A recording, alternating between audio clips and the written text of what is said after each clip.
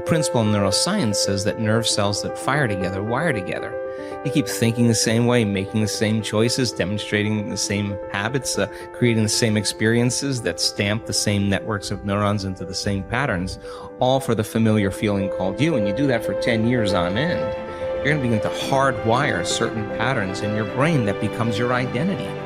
And by the time we're 35 years old, it kind of becomes fixed, right? And psychology used to say that you can't change that, but we now know that you can. Henry David Thoreau had probably the greatest definition of success that I have ever heard.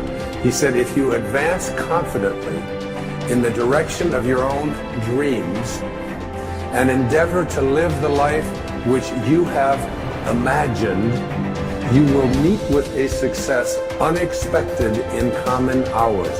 It will chase after you if you can place into your imagination what it is that you would like to attract and begin to feel it.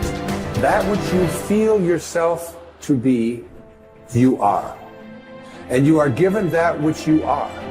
So assume the feeling that would be yours were you already in possession of your wish. And your wish must be realized. So live in the feeling of being the one you want to be, and that you shall be. Inspire yourself into the right direction. Look, find things to latch onto, hook on to things that inspire you, fill your eyes and your soul with them, and know that this is your power. This is the advantage you have over everyone else. You fill yourself up with things that inspire you and fuel you day after day after day. See, if you're playing it safe, you're not going to win. If you're playing it safe, like that old saying, you know, you were taught when you're a little girl, better to be safe than sorry. Well, that's a bunch of crap. It's not better to be safe than sorry. It's by trying things that you figure out how far you can go. You got to get outside the box. Like it's reported, Edison tried 3,000 ways before he built the incandescent light. He said he didn't fail 3,000 times. He said there was 3,000 different steps to building a light bulb. Well, there's different steps to get to where you're going. And I really do treat winning and losing exactly the same. I do not let it upset me. So as you begin to look at this decade and affirming that this is your decade, as you set goals that will make you stretch, that will bring out the best in you, as you begin to remove the negative, toxic people from your life, as you decide to take some chances in life, and that's one of the things that's very important. This God said, if you're not willing to risk, you cannot grow. And if you cannot grow, you cannot become your best. And if you cannot become your best, you cannot be happy. You can't be happy. And what else is there? This is time for a little truth. Maybe you need to become much wiser than you are at the moment. You need to become stronger. You need to have better health. Maybe you need a little coaching to really become the person I want to become. I'm going to have some coaching. Physical coaching, spiritual coaching, developing skills coaching. To be the influence you want to be, you got to build an incredible reputation. What kind of person must I be to attract all that I want in life and the people that I want and the opportunities that I want? You knock on the door and opportunity opens. You must stand there as a very attractive person, or you may not be invited. One of the most mysterious and unique phrases that Jesus ever used. Here's what he said. I stand at the door, and if you opened the door, would you probably invite him in? This extraordinary person. You say, wow, yeah. And he said, if you invite me, I'll come in, sit down, talk things over. For you to be that kind of attractive person, that if you knocked on the door of opportunity and it opened and you stood there, would you be the kind of person that opportunity would say, come right in and sit down and let's talk about the future? What kind of person? One of the major reasons why goal setting doesn't work for some people is that they become bogged down in the how. This is especially true if the goal is a stretch. They want something quite different from their current experiences. However, is that we don't need to worry about the how. We just need to concern ourselves with but if you do get entangled in the detail of how your desires might come about, you immediately close down those millions of channels through which they can reach you. The how is not important. What is important is that you plant the seed of desire. Nourish it with clear visualization of the ripened fruit. Water it with sincere faith. But leave the means to universal mind. Open up your mind. Clear out the channels of thought. Keep yourself in a state of receptivity. Gain a mental attitude in which you are constantly expecting good. It is these positive expectations that are so critical to success. When looking at the tiniest building blocks of life, scientists were astounded to discover that the particles behave differently depending on what the scientists observing them expected. It's the same in your life.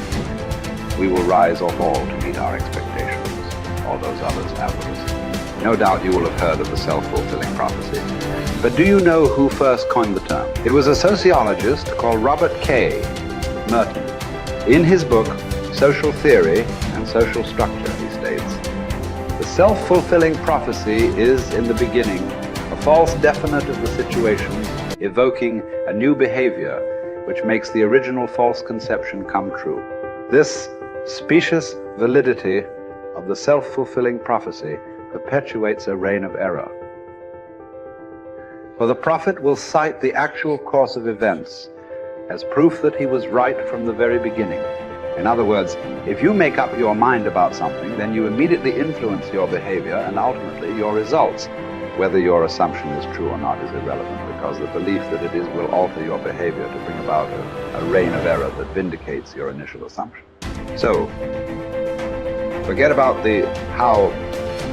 Collier reminds us, your part is to impress upon mind your need, your earnest desire, your boundless belief in the resources, and the willingness of universal mind to help you. In other words, expect the best and it will do the rest. So you have to constantly pour energy into your own life to make sure that you're making progress to your goals if you're going to eventually achieve success. And the only way that you're going to be able to do that is to have a growth mindset. Now, really simply, a growth mindset is that you believe that your talent and intelligence are not fixed traits, that you can get better at something as you put time and energy into getting better at that thing. It's what I call the only belief that matters.